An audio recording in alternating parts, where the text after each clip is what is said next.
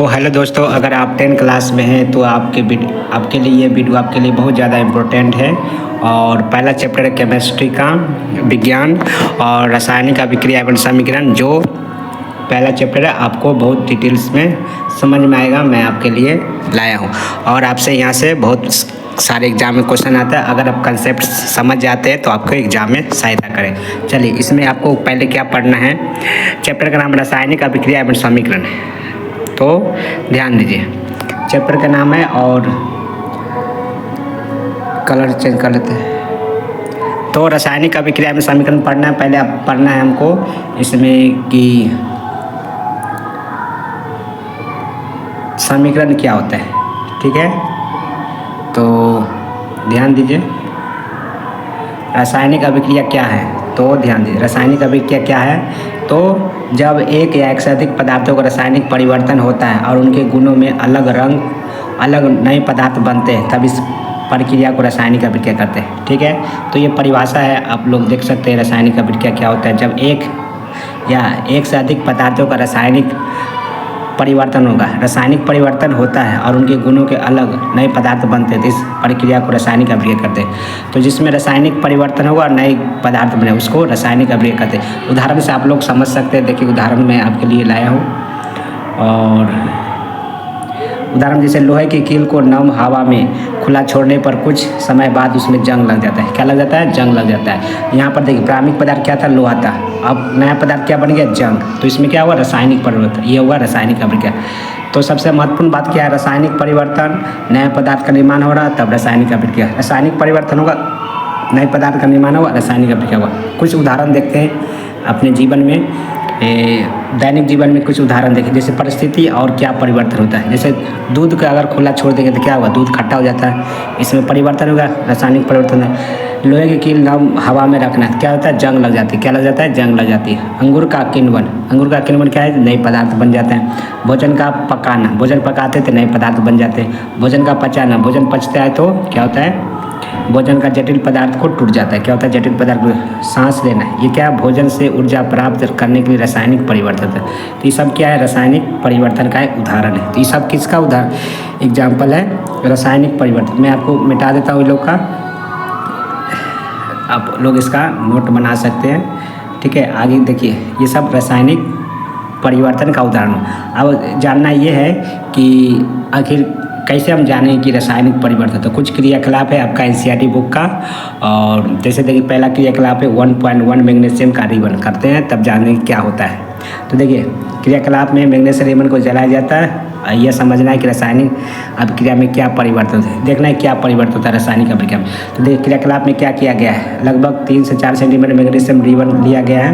देखिए, ये मैग्नीशियम का रिबन लिया गया, यहाँ चित्र में देख सकते हैं। जलाना है, इसे रेगमार से रगड़ कर साफ किया जाता है। इसको रगड़ कर साफ किया जाता है। चिमटे की सहायता से बर्नर में लैंपों की लो से गर्म किया। अब इसको क्या करना है? गर्म करना है। जलने के बाद जलने के बाद जो राख को वाच ग्लास में इकट्ठा करना। जलने के बाद जो राख बचेगा तो इकट्ठा। देखिए, तो क्या होता है परीक्षण में हम देखते हैं कि मैग्नीशियम रिबन जलाने पर एक चमकीले लौ के साथ जलता है। क्या जलता है? चमकीली लौ, सफ़ेद लौ के साथ जलता है। जलने के बाद सफ़ेद रंग की राख पाउडर बनती है। ये देखिए, ये चमकीले साथ जल रहा है और जलने के बाद क्या बन रहा है? सफ़ेद चूर्ण बन रहा है। क्या बन रहा है? सफ़ेद चूर्ण बन रहा है। चमकीले लौ के साथ दहन हो रहा है और जलने के बाद क्या बनता है? राख में सफ़ेद रंग का। और ये सफ़ेद पदार्थ मैग्नीशियम ऑक्साइड है। ये जो सफ़ेद हुआ, ये क्या है? मैग्नीशियम ऑक्साइड है। क्या है? Magnesium oxide. ये क्या है? मैग्नीशियम ऑक्साइड है। ये क्या था? मैग्नीशियम। अब यहाँ से देखते हैं क्या पता चलता है। तो अब इसको रासायनिक समीकरण में अगर समझना चाहते हैं तो मैग्नीशियम को मैंने क्या किया? ऑक्सीजन में दहन किया तो मैग्नीशियम ऑक्साइड प्राप्त हुआ। क्या हुआ? Magnesium oxide. जैसे Mg और O2 ऑक्सीजन की उपस्थिति में। तो देखिए, यहाँ पर M और नए पदार्थ, यहाँ Mg और O2 नए पदार्थ MgO बदल गए। कति बदल गए? MgO बदल गए। इसलिए रासायनिक अभिक्रिया हुआ। इसलिए क्या हो? रासायनिक मैग्नीशियम प्लस ऑक्सीजन नया पदार्थ क्या बन गया? MgO में। तो इसलिए क्या हो? रासायनिक अभिक्रिया हुआ। तो परीक्षा के लिए क्या जरूरी है? मैग्नीशियम रिबन को जलाने से पहले रेगमार से क्यों साफ किया जाता है? तो मैग्नीशियम रिबन को मैग्नीशियम ऑक्साइड की परत बन जाती है। इसे हटाने के लिए रिबन को रेगमाल से साफ किया जाता है ताकि मैग्नीशियम आसानी से ऑक्सीजन के साथ क्या करे? अभिक्रिया कर सके। तो इसलिए किया जाता है ताकि ऑक्सीजन से अभिक्रिया आसानी से कर जाए, ठीक है। तो साफ किया जाता है, ये एग्जाम में क्वेश्चन आता है। अब देखिए, तो क्रियाकलाप 1 हम देखें, अब इसी तरह देखते हैं क्रियाकलाप 1.2 देखते हैं, ठीक है। अब ध्यान दीजिए, आगे आपको क्रियाकलाप कराना है। उसके बाद देखिए क्रियाकलाप कराना 1.2 लेड नाइट्रेट और पोटेशियम आयोडाइड के साथ, लेड नाइट्रेट और पोटेशियम आयोडाइड के साथ आपको क्या करना है, ये मिटा देते हैं, ध्यान दीजिए। तो क्रियाकलाप लेड नाइट्रेट और पोटेशियम आयोडाइड के साथ मिलाना है। तो क्या किया गया, लेड नाइट्रेट देखिए सूत्र लिखा हुआ है कि घोल को पोटेशियम आयोडाइड के घोल में मिलाया जाए, एक में लेड नाइट्रेट एक में पोटेशियम आयोडाइड, ये दोनों को मिलाना है। तो क्या होगा, देखिए ध्यान से देखिए, परिक्षेपण में पीले रंग का अपक्षेप ठोस पदार्थ बनता है। क्या बनता है, यहाँ पर पीले रंग है, ये दोनों को मिलाए घोल में तो पीले रंग का ठोस पदार्थ बनता है। ये पीला रंग पदार्थ लेड आयोडाइड है। क्या है, पीला पदार्थ क्या है, लेड आयोड है, शुद्ध PbL2 है। अगर रासायनिक समीकरण में देखा जाए तो देखिए क्या होता है, लेड नाइट्रेट को पोटेशियम आयोडाइड को मिलाए तो क्या बना, लेड आयोडाइड बना और साथ में पोटेशियम नाइट्रेट बना, ठीक है। ये समीकरण हुआ। और लेड नाइट्रेट कैसा रंग का, पीला रंग है, तो रंग परिवर्तन हुआ, यहाँ पर क्या होगा, रंग परिवर्तन हुआ। तो लेड नाइट्रेट पोटेशियम आयोडाइड मिलने से लेड आयोडाइड बना, पीला रंग का अपक्षेपण हुआ, पोटेशियम साथ में पोटेशियम नाइट्रेट बना। तो ये अपक्षेपण के लिए देखिए सिंबल है, अपक्षेपण को इसे क्या, अपक्षेपण के लिए ये देखिए यहाँ पर तीर का निशान है उल्टा, तो ये अपक्षेपण को दर्शाता है। यहाँ पर क्या हुआ, परीक्षा के लिए आपको लिख सकते, लेड नाइट्रेट के विलयन पोटेशियम आयोडाइड का विलयन मिलाने पर पीले रंग का अपक्षेपण बनता है, इसे अपक्षेपण अभिक्रिया भी का उदाहरण। ये अपक्षेपण अभिक्रिया का उदाहरण हम आगे अभिक्रिया के प्रकार देखेंगे तो वहाँ पर देखेंगे। अब यहाँ पर देखें नया रंग परिवर्तन हो गया था।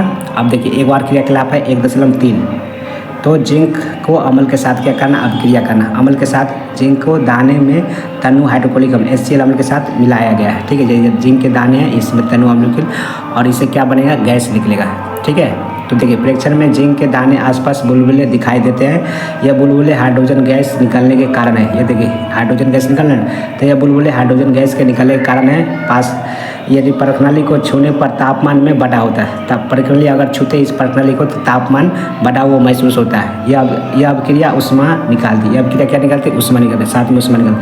अगर हम रासायनिक समीकरण देखें तो जिंक में हाइड्रोक्लोरिक अम्ल से अभिक्रिया है, तो क्या अपने जिंक क्लोराइड बना प्लस में हाइड्रोजन गैस क्या निकला, गैस निकला। ये देखिए यहाँ से पता चला कि रासायनिक अभिक्रिया में नया पदार्थ तो बनता है, साथ में गैस भी निकलता है और तापमान में भी परिवर्तन होता है। तो इसे यही, अब इसको कैसे, ये कैसे अभिक्रिया, तो उष्माक्षेपी अभिक्रिया। कैसे अभिक्रिया, उष्माक्षेपी अभिक्रिया, क्योंकि यह उष्मा निकलती है ना, तो आपको याद रखना है। तो जिंक के, अब इसको लिख सकते, जिंक के दाने बुलबुले दिखाई देते हैं और प्रणाली में तापमान बढ़ जाता है। जिंक के अम्ल के साथ अभिक्रिया हाइड्रोजन गैस निकलती है और उष्मा भी उत्पन्न होती है।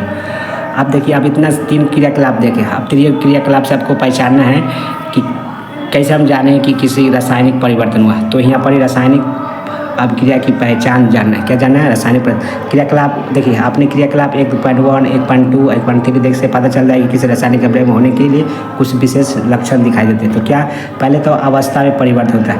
क्या होता था, अवस्था में परिवर्तन होता है। तो जैसे कि ठोस या द्रव गैस अवस्था में परिवर्तन हो सकता है। उदाहरण के लिए बर्फ का पिघलना, जल का वाष्प बनना। तो जैसे कि उदाहरण में आप देख रहे थे, मैग्नीशियम ऑक्साइड में अवस्था परिवर्तन हो गया था, ठोस बन गया था मैग्नीशियम ऑक्साइड। उसी तरह दूसरा क्या हो सकता है, रासायनिक अभिक्रिया में पहचान, रंग में परिवर्तन हो सकता है। किसी पदार्थ का रंग बदल सकता है। जैसे देखे थे दोनों को मिलाए थे, लेड नाइट्रेट और पोटेशियम आयोडाइड के मिलाए तो पीला रंग अपक्षय हुआ, तो रंग परिवर्तन। तो दूसरा कैसे जाने कि रंग परिवर्तन हो सकता है। तीसरा गैस का निष्कासन। जैसे उदाहरण में देखे थे, गैस अगर निकलेगा तो पहले रासायनिक अभिक्रिया हुआ। जैसे जिंक और हाइड्रोक्लोरिक अम्ल से मिलाए थे, हाइड्रोजन गैस निकला था, है ना। और तापमान में परिवर्तन, तापमान में परिवर्तन, तापमान में क्या हो सकता है, परिवर्तन होता है। तो अभिक्रिया के दौरान तापमान में भी बढ़ या घट सकता है। जैसे जिंक अम्ल के साथ अभिक्रिया में तापमान क्या होता है, बढ़ गया था।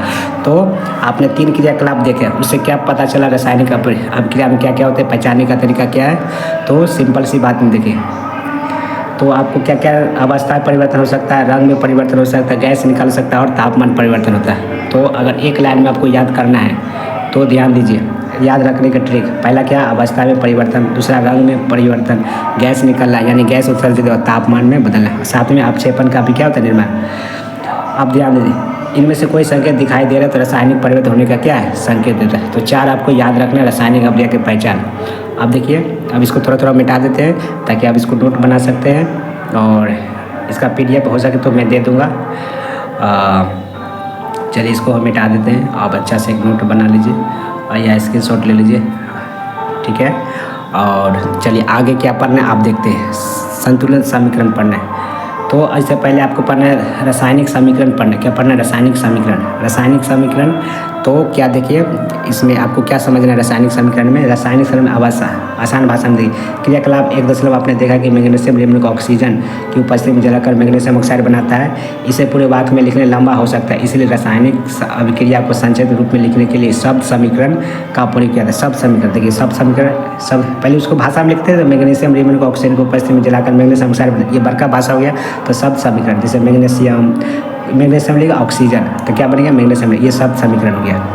और शब्द समीकरण से और छोटा बनाया तो रासायनिक समीकरण हो सकता है। जैसे देखिए रासायनिक समीकरण इधर है, जैसे रासायनिक समीकरण किसी रासायनिक अभिक्रिया में रासायनिक संकेतों या सूत्रों को सहायता से संक्षिप्त रूप में लिखने के तरीका है। तो रासायनिक समीकरण क्या होता है कि रासायनिक समीकरण किसी रासायनिक अभिक्रिया को रासायनिक संकेतों और सूत्रों की सहायता से संक्षिप्त रूप में लिखने की तरीका होता है,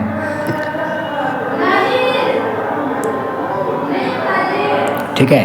तो ध्यान दीजिए। और ओके, उसके बाद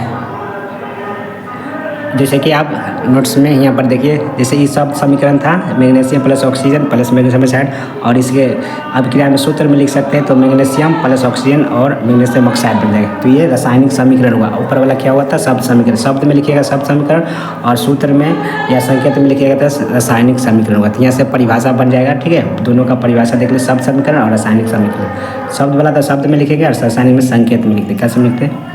जैसे देखिए यह रासायनिक समीकरण मैग्नीशियम रिबन को मैग्नीशियम ऑक्साइड का सफ़ेद राख बनता है, ठीक है ना। तो यहाँ पर कुछ और चीज़ है तो समझना है आपको। जैसे कि देखिए यहाँ पर मैग्नीशियम ऑक्सीजन मैग्नीशियम ऑक्साइड बना था, तो यहाँ मैग्नीशियम ऑक्सीजन क्या है? तो मैग्नीशियम और ऑक्सीजन अभिकारक है। क्या? अभिकारक। और मैग्नीशियम ऑक्साइड बनने वाला उत्पाद हुआ। तो यहाँ पर परिभाषा देख लीजिए, अभिकारक क्या होता है? तो कि वह पदार्थ जिनमें रासायनिक परिवर्तन होता है, वह पदार्थ जिसमें रासायनिक परिवर्तन और अभिक्रिया में भाग लेते हैं, अभिकारक लेते हैं। देखिए जैसे मैग्नीशियम ऑक्सीजन क्या हुआ? इसी का रासायनिक परिवर्तन हुआ, अभिक्रिया में भाग लेते, ये हुआ अभिकारक। तो इस साइड वाला होता है ना अभिकारक, और इस साइड वाला उत्पाद जो बनता है उत्पाद। जैसे देखिए magnesium plus oxygen magnesium oxide, यहाँ पर मैग्नीशियम और ऑक्सीजन क्या? अभिकारक है। क्या है? अभिकारक। उत्पाद क्या होता है? प्रोडक्ट। रासायनिक अभिक्रिया के परिणाम स्वरूप बनने वाले नए पदार्थ को उत्पाद कहते हैं। नए पदार्थ जो बनेगा प्रोडक्ट है। जैसे यहाँ पर मैग्नीशियम ऑक्साइड, यहाँ पर देखिए मैग्नीशियम ऑक्साइड क्या? उत्पाद। तो इधर वाला होता है अभिकारक, इधर वाला उत्पाद है, ठीक है। दोनों का परिभाषा अंतर समझ गए। अब बीच में तीर का चिन्ह होता है, उसका क्या अर्थ है देख लीजिए। तो बीच में जो तीर का चिन्ह होता है मैग्नीशियम प्लस ऑक्सीजन प्लस तीर का चिन्ह मैग्नीशियम ऑक्साइड, यह तीर बताता है कि अभिकारक उत्पाद में परिवर्तन हो रहा है और अभिक्रिया की दिशा की उत्पाद की ओर बताता है। ये तीर है जो उत्पाद की ओर दिशा बता रहा है, और अभिकारक है जो उत्पाद में क्या हो रहा है? परिवर्तन हो रहा है। इसका यही मतलब हुआ। और प्लस में कभी प्लस में चिन्ह का रहता है, तो प्लस चिन्ह का क्या अर्थ हुआ? प्लस का प्रयोग दो या दो से पदार्थ को अलग दिखाने के लिए किया जाता है। तो दो को रहता है तो प्लस का चिन्ह लिखते हैं। जैसे LH बाई ओर को अभिकारक और RH दाई ओर को उत्पाद बोलते हैं। क्या बोलते हैं? उत्पाद बोलते हैं। तो इसको मैं मिटा देता हूँ, ठीक है। परीक्षा में आपको याद रखते हैं अभिकारक उत्पाद, परीक्षा के लिए कौन अभिकारक उत्पाद, रिडक्ट प्रोडक्ट, LH अभिकारक, RH उत्पाद, मैग्नीशियम ऑक्सीजन मैग्नीशियम ऑक्साइड। आप ध्यान दीजिए। अब एक ढांचा समीकरण होता है। क्या होता है? ढांचा समीकरण। ढांचा समीकरण समझिए क्या होता है ढांचा समीकरण। तो ढांचा समीकरण समझने के लिए आपको क्या देखिए, जब किसी रासायनिक अभिक्रिया में रासायनिक सूत्रों के रूप में लिखा जाता है लेकिन अभी भी असंतुलित नहीं किया जाता है तो ढांचा समीकरण कह देते हैं। जैसे देखिए ढांचा समीकरण को ही असंतुलित समीकरण कहते हैं, ठीक है। जैसे मैग्नीशियम प्लस ऑक्सीजन प्लस, इधर ऑक्सीजन 2 है, इधर ऑक्सीजन 1 है, तो ये क्या है? इसका संतुलित नहीं है, इसी को ढांचा या संतुलित समीकरण। संतुलित समीकरण देखिए, इसमें इधर मैग्नीशियम, इधर भी 2 मैग्नीशियम, इधर ऑक्सीजन 2, तो ये संतुलित समीकरण। तो ढांचा समीकरण जिसमें सूत्रों के रूप में अब संतुलित नहीं होता है वो ढांचा होता है। क्या होता है? ढांचा। उसी को असंतुलित बोलते हैं, जिसमें परमाणु संख्या बराबर। और उसके बाद देखिए ये सब वही है रासायनिक समीकरण लिखना। LH RH आपको दिखाया गया है संतुलित करने के लिए। जैसे कि देखिए रासायनिक समीकरण लिखना आसान भाषा में, सब समीकरण संक्षेप तथा उपयोग बनाने के लिए ये पढ़ लिए हम लोग। मैग्नीशियम धन सब समीकरण मैग्नीशियम ऑक्सीजन मैग्नीशियम, ये भी हम पढ़ लिए। Magnesium oxygen magnesium oxide. अब देखिए मैग्नीशियम प्लस ऑक्सीजन मैग्नीशियम समीकरण है। अब संतुलित, यह भी एक संतुलित अभिक्रिया है। यह क्या? यह संतुलित अभिक्रिया, ये वाला संतुलित अभिक्रिया, ये संतुलित समीकरण संतुलित नहीं है। तो संतुलित करने के लिए देखिए LH और RH लिखते हैं। जैसे Mg LH में 1 है, इधर में 1 है, ऑक्सीजन इसमें 2 है, इधर RH में क्या है 1 है, तो इधर 1 है, इधर 2 है, इधर 1 है, तो इधर 2 करना पड़ेगा तब संतुलित होगा। तो देखिए यहीं पर इसलिए Mg+O2 Mg असंतुलित समीकरण, इसे संतुलित करने पर 2 Mg करते हैं, Mg 2 लगाते हैं यहाँ पर LH में, तो यहाँ पर क्या लगाना पड़ेगा 2 लगाना पड़ेगा। ऑक्सीजन तो ऑलरेडी यहाँ 2 था तो यहाँ पर 2 हो गया, तो ये 2 MgO बन गया। दोनों तरफ परमाणु की संख्या अब क्या होगा समान हो गया, इसीलिए संतुलित समीकरण। ठीक है, तो आपको याद रखने की बात है रासायनिक सूत्र को लिखना, रासायनिक समीकरण, रासायनिक सूत्र को लिखना, रासायनिक समीकरण परमाणु संख्या के दोनों तरफ समान तो संतुलित समीकरण, परमाणु संख्या दोनों तरफ अलग अलग तो असंतुलित समीकरण।